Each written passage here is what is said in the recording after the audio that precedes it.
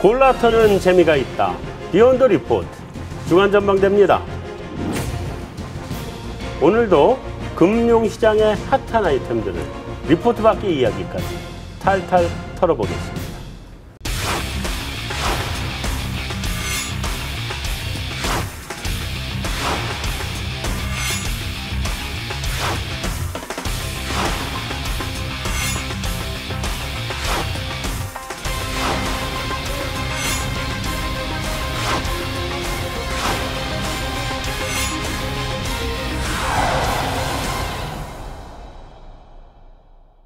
오늘 우리 주간 전망대에서는 우리 국내 주식시장을 좀 봤으면 하는 생각이에요. 그 중에서도 아무래도 이제 변동성이라고 하는 측면에서 보면 코스닥이잖아요. 코스닥이 요즘 넓게요. 그죠?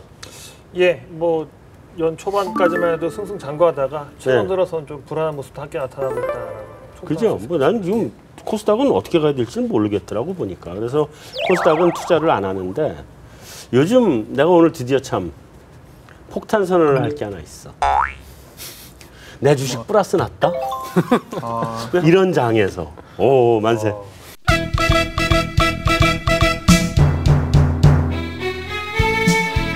제일 먼저 얘기해야 되는 게 실적이죠. 2분기 실적 어때요? 누가 한번 종합 정리 한번 해주시겠어요? 다 나왔나요? 나온 데 있고 안 나온 데 있고 그렇지? 다 나왔지 않았습니다. 8월 15일까지만 다 내놓으면 되니까요. 지금 거의 대부분 다 나온 거죠? 거의 주요 기업들은 뭐 대부분 나왔다라고 볼 수 있겠습니다. 뭐 실적의 수준 자체가 나쁘진 않은 것 같습니다. 일부 뭐 조선, 뭐 대우조선해양 뭐 이런 특정 기업들은 좀 문제가 있었지만 뭐 수치상으로 보면 뭐 삼성전자도 한 6조 원대 영업이익을 기록했으니까 나쁘지 않았다라 보여지고요. 다만 이제 현대차 같은 이제 제조업체들이 상대적으로 좀 부진했기 때문에 총평을 하자면 뭐 수준 자체는 나쁘진 않았지만 눈높이를 맞추는 데 좀 실패해서 그 시장에 좀 부담이었다라고 뭐 크게 정리할 수 있을 것 같고요. 또 이 중에서 약진했던 건 여전히 우리가 관심 있게 봤던 필수 소비재 이런 업종의 이익이 상대적으로 괜찮았다. 뭐 이렇게 말씀드릴 수 있겠습니다. 그럼 이번 시장 실적이 안 좋게 보인 거는 조선산업의 돌출 악재가 대부분이었던 걸로 봐야 돼요? 예, 뭐 지금 사실은 대우조선해양 같은 경우가 사실은 3조 원 순손실이 난 거니까 사실 엄청난 겁니다. 이 3조 원이라는 게 원래 2분기 실적이 컨센서스 있는 종목들로만 이제 구성을 하게 되면 약 한 35조 정도가 사실은 한 2달 정도 전에 애널리스트들이 추정했는데 그 중에서 한 10% 조금 안 되는 쪽에 이제 손실이 어떻게 보면 대우조선 하나에서만 지금 나온 상황이니까 아무래도 그 여파가 상당히 있던 어떻게 보면 그런 측면이 있고요. 그리고 대우조선 사태가 있기 전에 현대엔지니어링 또 이 실적에 대한 부분들에 대한 부담들도 있었습니다. 이렇다는 얘기는 이게 조금 어렵게 표현하면 이제 이 빅베스라고 저희들이 부르거든요. 그러니까 이런 수주 산업들 같은 경우의 실적이 어떻게 보면 그 공사 인식의 진행 기준을 쓰기 때문에 어떻게 인식하느냐에 따라서 실적이 오르락내리락 할 수가 있는데 이게 이제 이번에 왕창 그냥 한 번에 다 반영이 된 거라고 보시면 되는 부분이고. 조선 3사가 합쳐서 한 5조 가까이 나오고. 맞습니다. 그래서 그 부분이 굉장히 좀 큰 여파였고요. 그리고 어제 이제 애플 실적에서도 좀 보셨겠지만 애플 같은 경우도 지금 중국에서 샤오미한테 지금 밀리고 있습니다.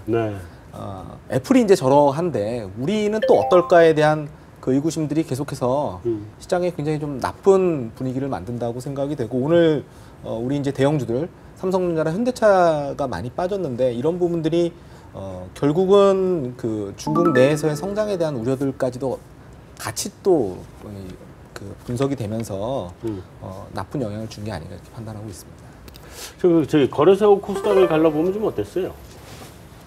뭐 주식시장 담당하시는 분들이 더 잘 아시겠습니다만은 여기 몰라도 대답해야 돼. 계속해서 코스닥이 어쨌든 상대적인 강세를 보였었던 것 같고요. 실적 측면에서.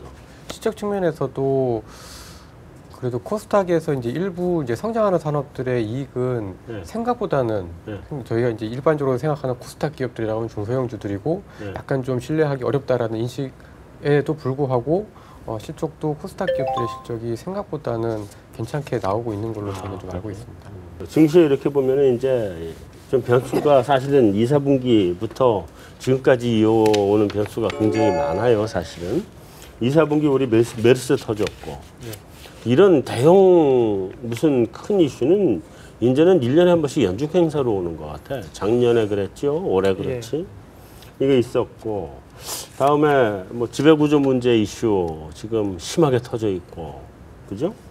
다음에 외부로 보면 이제 중국이나 그리스 뭐 이런 쪽들이 좀 오르락내리락 뭐 이런 문제가 있었고, 하반기에 증시를 위해서 변수가 될 게 지금 어떤 것들을 봐야 돼요? 상반기는 뭐 이미 다 마무리됐다고 보면. 뭐 누가 뭐라 해도 미국이 기준금리 언제 올리는가가 뭐 가장 초미의 관심사입니다. 근데 최근에 여담이지만 이렇게 다른 분들 만나 보면 이 옐렌 의장이, 연준 의장이 시장과 소통을 참 잘했구나 이런 생각이 드는 게요. 이제는 좀 많이 둔감해진 것 같습니다. 9월에 올리든 12월에 올리든 뭐 큰 문제겠어요. 뭐 어차피 올리는데요. 뭐 이런 생각을 갖는 거 보면 근데 하지만 어쨌든 여전히 하반기의 초미의 관심사는 미국의 기준금리를 언제 올릴 거냐. 그리고 중국이 이 늘어지고 부진한 늪에서 과연 하반기에 빠져나올 수 있는 것인가. 이 두 가지가 아마 하반기를 관장하는 뭐 큰 화두가 아닌가라 생각하고 있습니다. 유럽제는 다 끝났어요, 이제? 유럽은 그리스는 뭐 아시다시피 일단 좀 한숨 돌릴 수 있을 것 같고요. 네. 적어도 뭐 한 내년까지 정도 내년에 더 봐야 될 것 같긴 한데. 거의 뭐 정기적으로 들어가는 정기적으로. 나라니까. 네, 다만 이제 유럽은 아직까지 이제 그 스페인이라든지 스페인 총선 이런 부분들이 남아 있기 때문에 뭐 단기적으로 조금 돌발은 아니죠. 이미 뭐 스페인까지 알려졌으니까. 근데 보기는 봐야 될 것 같고요. 근데 다만 최근에 이제 유럽도 매크로가 좀 돌아서는 듯하다가 다시 약간 조금 주춤하는 그런 부분들을 좀 봐야 되지 않을까 싶습니다. 저쪽은 완전 지금 피보고 있을 텐데 그 원자재 국가들. 그죠? 완전 피보고 있는 거죠. 그쪽은 전부 다. 최근 들어서 그 이제 주요 이머징 국가들의 어떤 외환 보유 액하고요. CRB 인덱스랑 그려보면 거의 비슷하게 움직입니다. 그래서 저는 올해 하반기 앞으로 이제 주식시장을 보는 데 입장에서도 원자재 가격의 흐름이 굉장히 좀 중요하다. 지금처럼 계속해서 빠지게 되면은 사실은 좀 뭐 아까도 이렇게 말씀하셨지만 원자재 가격 하락을 해서 얻는 수혜보다 그 느끼는 불안감이 훨씬 더 커질 것 같아서 기본적으로는 중국과 원자재 가격 그리고 이머징 시장들의 어떤 불안 이런 것들이 굉장히 좀 중요한 변수가 될 것 같습니다. 원자재 가격 하락세는 좀 멈췄다고 봐요? 아니면 더 간다고 봐요? 저는 조금 더 이어질 것 같습니다. 좀 더 이어진다? 네. 그러면 우리가 LME 그 3개월물 시세로 2011년 10,000원 하던 게 지금 5,000원까지 왔단 말이에요. 원은 한 달러인가? 5,000달러. 네, 왔단 말이에요. 이거 지금 4자 본다는 얘기로 받아들여야 되나? 유가는 뭐 3자가 당연한 것처럼 얘기하고 막 그러던데. 저는 그럴 가능성이 좀 있다라고 보고 있는 게요. 여전히 저는 그런 원자재 가격과 관련해 가지고 가장 중요하게 보는 지표가 중국의 생산자 물가 지표입니다. 그러니까 중국이 가장 공급 과잉이 심하기 때문에 중국 기업들이 그 가격을 올릴 수 있는지 없는지가 굉장히 중요한데 지금 중국의 생산자 물가 지수가 마이너스 4.8%고요. 40개월 연속 마이너스입니다. 그러니까 이 얘기는 공급 과잉이 전혀 해소되지 못했다는 거죠. 그러니까 원자재 가격이 빠지고 나서도 아직까지도 그런 오버 커패시티에 대한 문제가 해결이 되지 않았기 때문에 아직은 가격 하락에 대한 압박이 수요가 크게 좋아지지 않는 이상은 좀 남아 있다라고 좀 봅니다.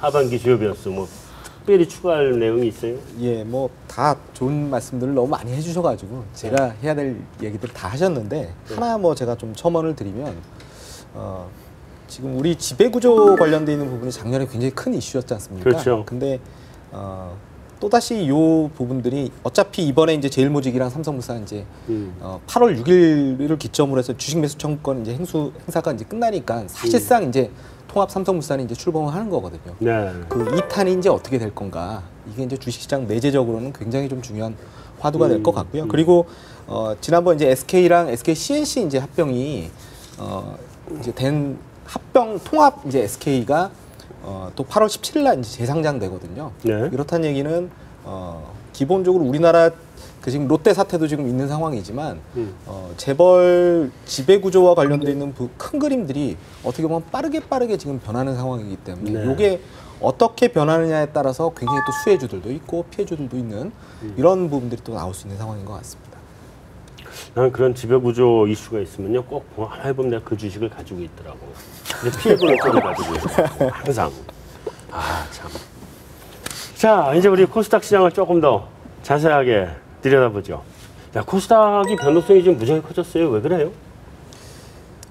요거는 이제 저는 코스닥을 그냥 한국의 대표적인 성장주라고 보시면 되는 거지 않습니까? 네. 어떻게 보면 미래의 성장 가치를 지금 다분히 많이 이제 반영하고 있는 그런 스타일인데, 기본적으로 성장주라는 게 저성장, 저금리 시대에 굉장히 많은 이 프리미엄을 받습니다. 왜냐하면 네. 다들 성장을 못하는데 얘네들은 그래도 성장할 거다라는 기대 심리들이 있기 때문에 훨씬 더 가치 부여를 많이 해주는 특성이 있거든요. 근데 잘 아시는 거대로 지금 미국이 금리 인상을 지금 앞두고 있는 상황이다 보니까 이 저금리라는 하나의 변수 자체가 조금 바뀌는 거 아니냐라는 부분들이 사실상 영향을 주고 있다라고 생각이 됩니다. 이런 부분들이 최근 미국 같은 경우도 대표적인 성장주들이 한 번씩 흔들거리는 모습들을 보여주고 있거든요. 네. 그 부분이 하나가 있을 거고요. 그리고 아까 제가 삼성물산이랑 그 제일모직 합병과 관련돼 있는 말씀을 드렸지만, 사실은 우리나라 바이오 헬스케어에 굉장히 바로미터가 됐던 게 제일모직의 가치였습니다. 제일모직이 상장한 이후에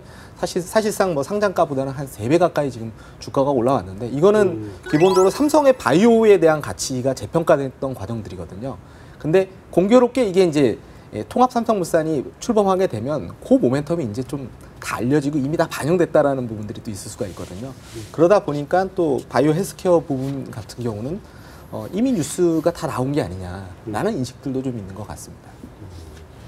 조정 국면이 기술적 조정이지 않을까 싶습니다. 기술적 조정? 기술적 조정이라는 굉장히 전문가적인 용어를 썼는데 그런 식으로 얘기하면 난 못 알아들어요. 다시 한번 설명을 해줘보세요. 예, 분석하기 쉽지 않아서 뭐 좀 피해 가려고 했는데. 아, 네. 뭐 추세적인 하락이냐 아니면은 좀 쉬어가는 국면이냐, 이렇게 이분법적인 질문이다라 보면은 좀 쉬어가는 국면이다. 고점을 보고 이제 아래로 흘러가는 일만 남은 상황은 아니다라고 보고 있는 걸 저는 이제 그러면 기술적 조정이다. 하단 지지선이 있다고 보는 거네? 이 하단 지지선이 있다고 봐야 되겠습니다. 근데 사실 엄밀히 이야기하면 코스닥을 보통 저희가 이제 뭐 밸류에이션이라고 하죠. 뭐 주당 순배율 가치라든지 뭐 이런 거를 봤을 때는 사실 답이 나오지 않습니다. 이를테면 코스피 같은 경우에는 12개월 이 포워드 PR, 12개월 전망치를 가지고 온 주당 순익 비율이 한 10배에서 한 10.5배 사이에서 움직이는데, 지금 코스닥은 한 18배 정도 움직이고 있고, 그림을 그려보면은 이렇게 높은 수준이 없었거든요. 그러니까는 비싼 건 맞습니다. 비싼 건 맞지만 지금 앞서 들으신 것처럼 성장에 대한 기대감들이 녹아있기 때문에 지금은 다른 데로 가기보다는 좀 비쌌던 과열 구매인 식지만 다시 그쪽으로 관심이 쏠릴만 하겠다라고 보고 있기 때문에 지지선은 충분히 있다라고 보고 있고요. 지금 뭐 7일선의 언저리에 있지만 뭐 조정 국면이라고 한다 할지라도 한 680선 정도면은 한 번쯤은 지지선이다라고 말씀드릴 수 있겠습니다. 그 말씀하셨던 대로 이 제약 바이오가 한동안 좋았잖아요. 이게 여전히 갈 수 있어요? 저는 그 일본이 잃어버린 10년 동안 이제 대표적으로 많이 올라갔던 그 업종이 사실 헬스케어였습니다. 네. 잃어버린 10년 동안 뭐 일본의 다케다 제약이라든지 이런 일본의 대표적인 헬스케어 업종들 같은 경우 보면은 엄청나게 주가가 올라가거든요. 일본 주식시장은 다 헤매고 있는데도 불구하고, 그거는 아까 제가 말씀드린 대로 성장이 일어나지 않는데 기본적으로 성장에 대한 가치들을 훨씬 많이 부여했던 과정일 수도 있고요. 그리고 당시 때 일본이 또 어떻게 보면은 그 고령화 사회로 본격적으로 진입하던 시기였기 때문에 기본적으로 앞으로 이제 성장 가능성이 뭐 계속 나올 거다라는 기대 심리들도 있었던 거죠. 근데 지금 우리나라 헬스케어나 바이오 업종들 같은 경우는 우리나라만의 고령화 문제라기보다는 전 세계적인 고령화 문제들을 더 다분히 내포하고 있기 때문에 성장 가능성은 저는 사실은 저희가 추계하기 어려울 정도로 커질 수도 있습니다. 다만 이제 이런 부분들을 지금 다 반영할 거냐, 나눠서 반영할 거냐의 과정이라고 저는 생각이 되고, 더군다나 삼성이라는 우리는 어떻게 보면은 대표적인 우리나라 기업이 이쪽 시장에 지금 뛰어들어왔다는 얘기는 시장의 판이 커질 가능성들을 다분히 내포하는 거라고 보셔야지 될 것 같습니다. 그렇기 때문에 장기적으로만 놓고 본다면 이 정도에서 제약 바이오가 끝난다?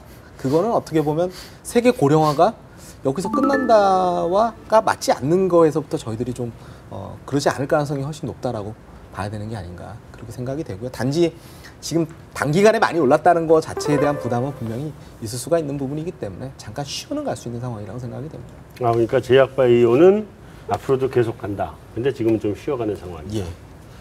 아, 나 주식 팔고 이제 제약바이오로 옮겨가야 되겠네. 이거는 항상 나 상투 잡더라고. 아이, 참. 근데 이제 제가 하나 좀 말씀드리고 싶은 게 예. 사실 저희 이제 99년, 2000년대 이제 IT 버블이 있었잖아요. 근데 저는 이제 지금 제약바이오를 보면서 분명히 저도 이제 제약바이오가 앞으로 유일하게 얼마 남지 않은 성장 산업이다라는 거에 대해서는 100% 동의를 하는데 사실 99년 이 IT 버블이랑 지금이랑 조금 비교를 해보면 사실 그때 이제 주가 상승을 이끌었던 뭐 새로운 기술이니 뭐 이런 업체들이 사실은 그렇게 주가는 많이 뿜고 그 다음에는 없어졌거든요. 없어지는 회사들이 많죠. 예. 오히려 그 이후에 이제 IT라든가 이런 인터넷을 이끌었던 건 뭐 구글 아니면 뭐 네이버 이런 회사들은 그런 주가의 어떤 급등기를 지나고 난 다음에 소위 이제 킬러 애플리케이션이 그 이후에 나와서 이제 평정을 하게 됐다라는 건데 결국 지금 제약 바이오에서 1등이고 뭐 시가총액이 큰 종목이 3년, 4년 뒤에도 계속 1등, 2등을 할 거냐라는 거는 사실 잘 모르겠다라는 거죠. 그러니까 사실 제약 바이오가 좋은 것도 저는 알겠는데 사실 투자하라고 하면 정말 뭘 사야 될지 잘 모르겠어요. 그런 문제가 있다. 내가 사실 내 똑같은 경험은 나 이거 시간이 아무리 많이 걸려도 한마디 하고 넘어가면 새롬 한참 떴었잖아요 옛날에. 내가 5만 원에 주식을 사놨어. 네. 그 출장을 갔다 왔다? 근데 봤더니 주식수가 10배가 돼 있는 거야. 신났지. 아니 10분의 1로 이게 주식을 쪼개서 줬는데도 여전히 5만 원이니까 1000% 보는 거야 1000%. 그 다음에 또 출장을 또 갔다 왔다? 주식 없어졌어. 그러니까 이게 정말 그 말이 허정환 연구원 말을 나 정말 이해를 하는 게 어느 게 살아남을지는 아직은 알 수 없는 부분이 있긴 있는 것 같아. 제약바이오가 지금 당분간 조정을 간다 그러면 다른 건 없어요?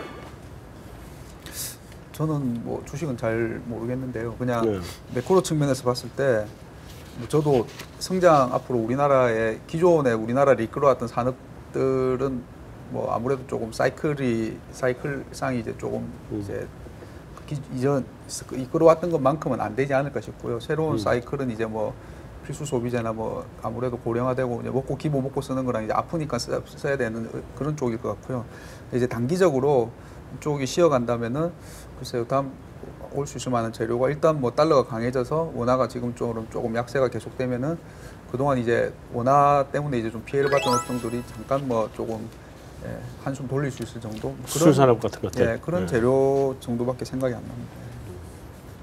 옛날에 한동안 몇 년 전에 현대증권에서 강력하게 밀던 종목을 내가 아는데 그 에코미션이라든가 이런 자동차 부품 중에 친환경 쪽으로 한참 떴었잖아요. 이제 그 유가 하락하면서 이제 그건 끝난 건가요? 재료가? 일단은 그 제가 봐서는 친환경이라든지 전기차와 같은 이런 대체 에너지 내지는 어떻게 보면 연비를 굉장히 높이는 신기술들이라든지 이런 부분들은 유가가 낮지만 어차피 가야 될 방향이긴 하거든요. 예를 들면은 지금 LG그룹 같은 경우가 사실은 엔진만 제외하고 이 전기차를 만들 수 있는 모든 기술을 가지고 있지 않습니까? 그리고 그걸 가지고 실제로 시장에 계속해서 지금 다른 그 자동차 그 어떻게 보면 엔진을 만들 수 있는 기업들과 제휴를 해서 전기차와 관련돼 있는 부분이 이제 나가려고 하는 것처럼 어차피 그 전기차라든지 그런 새로운 기술의 발달로 인해서 기본적으로 만들어지는 제품 프로덕트에 대한 어떤 그런 욕망들이라든지 욕구들은 계속해서 좀 자극이 될 텐데 다만 속도는 느려질 자동차 자체가 느리니까. 예 그런 부분들은 좀 있을 것 같습니다. 네. 뭐 다른 추천할 만한 산업 없습니다. 없어요? 그럼 여기는 저는 그 저희가 사실 메르스 때문에 네. 지난번에 그 피해를 받았던 그 업종들이 제법 많았습니다. 그러니까 중국 관광객들이 사실은 지지난달 그 출입국자 수들 보시게 되면은 거의 작년 대비해서 한 50%씩 줄어들었거든요. 네.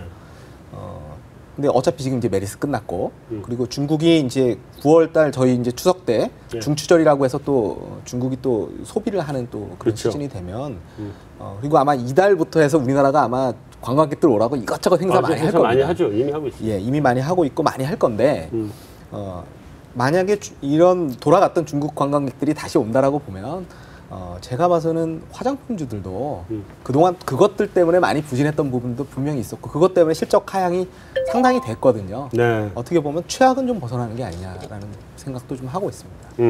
그런 부분도 괜찮다.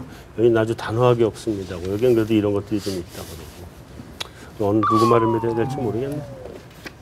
우리 증시에 사실은 우리 기관이나 뭐 개미들은 그렇게 증시를 그렇게 별로 끌고 가는 세력이 아니라고 보고 우리 기관보다 더 힘이 센 게 외국인인데 외국인들은 요즘 수급상에서 어떤 변화가 있어요? 우리 발 빼나 아니면 들어오나?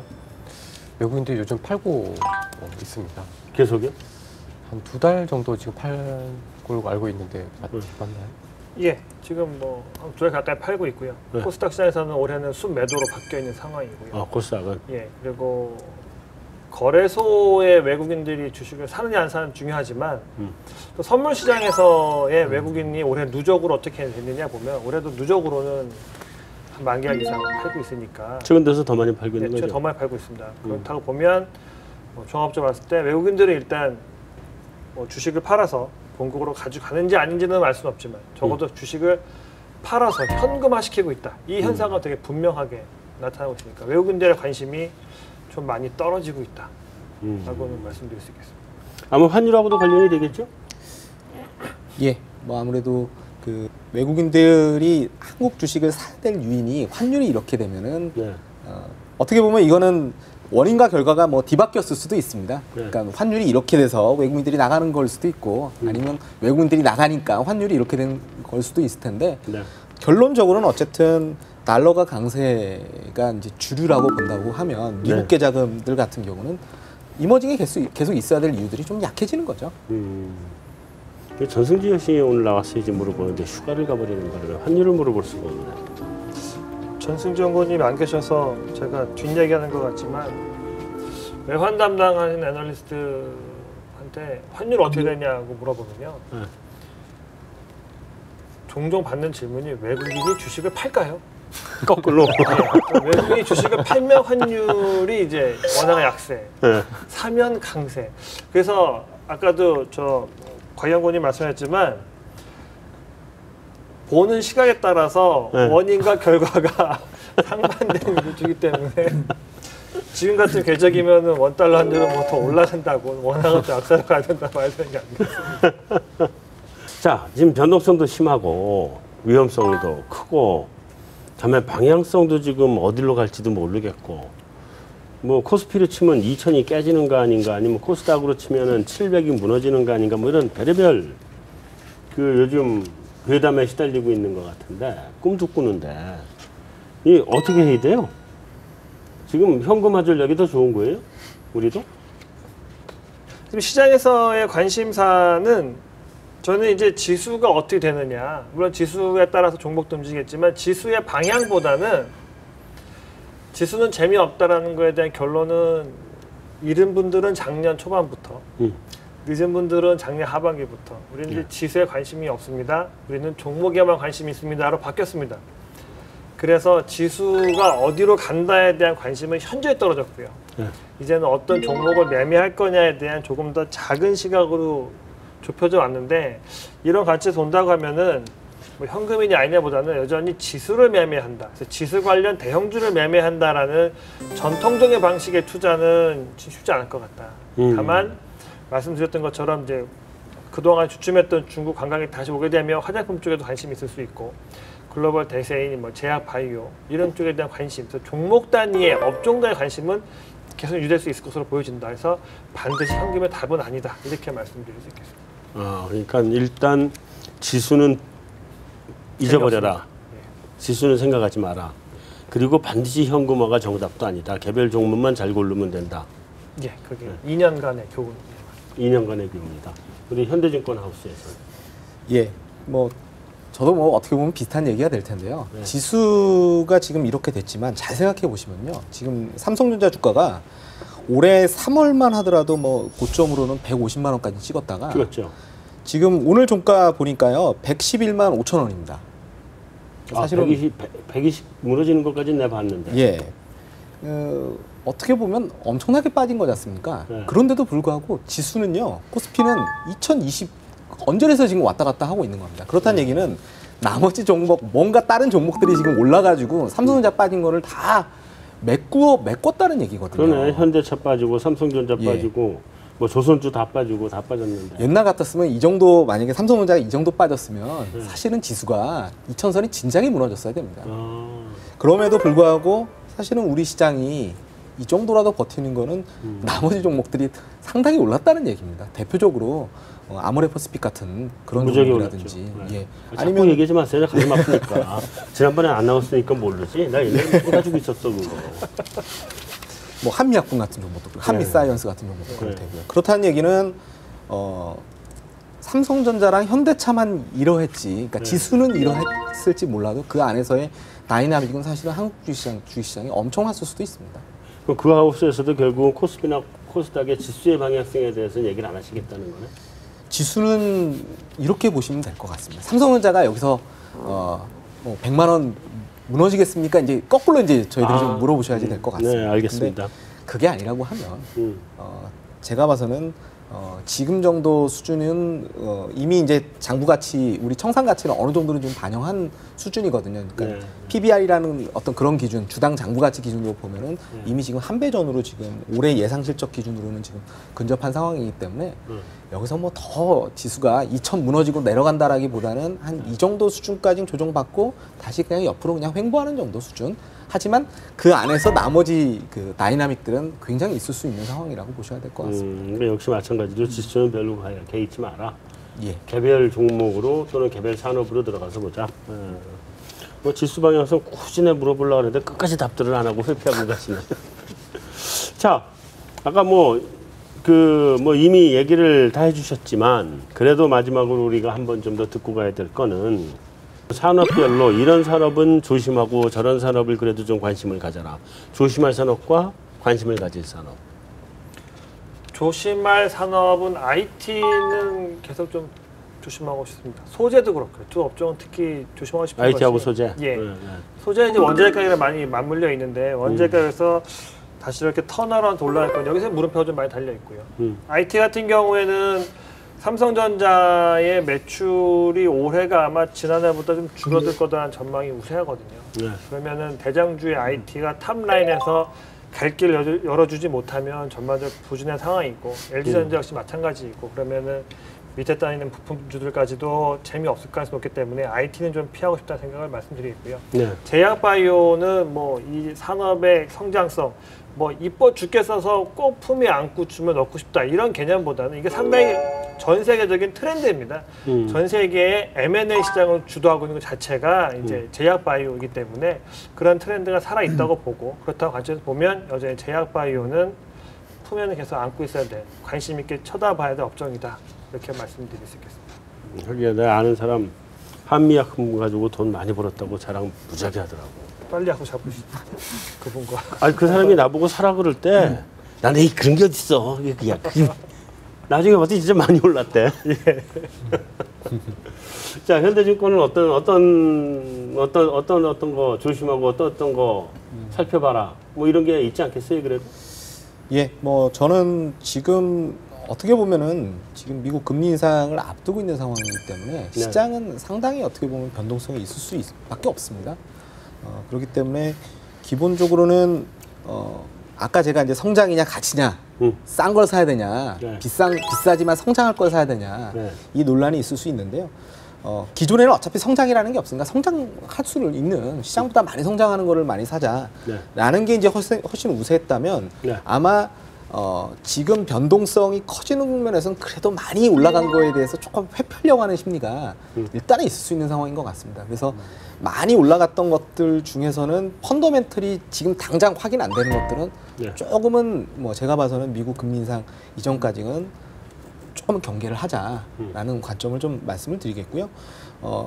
그 대신 제가 봐서는 지금은 어떻게 보면은 싼 종목들이 아마 굉장히 방어적인 역할을 할 개연성들이 있습니다. 더군다나 지금 원화 약세까지 지금 있는 상황이기 때문에 일시적이지만 지금 금리 인상 전까지는 조금은 싼 종목들이 상당히 디펜시브한 역할을 할 가능성들이 있고 그다음에 아무래도 유가가 굉장히 좀 낮은 수준이기 때문에 뭐 한전이라든지 이런 유가 하락으로 인한 수혜를 받을 수 있는 종목들 같은 경우는 기본적으로는 어떻게 보면 굉장히 좀 안전할 수 있는 어떤 그런 상황인 것 같고요. 다만 그래도 성장이 되는 것들을 계속해서 가져가셔야 되는 분들에게는 저는 한번 조심스럽지만 화장품주 같은 경우가 어떻게 보면 이런 국면에서는 지금 요커들 다시 뭐 추석까지 좀 이제부터 이제 슬금슬금 이제 날씨 시원해지면서 온다라고 가정하면 중국 관련돼 있는 중국 관광객들 왔을 때 우리가 수혜를 받을 만한 업종들 같은 경우는 차별적으로 좀 좋지 않을까. 그거랑 마지막으로 이제 제가 말씀드릴 수 있는 부분은 어차피 지금 이제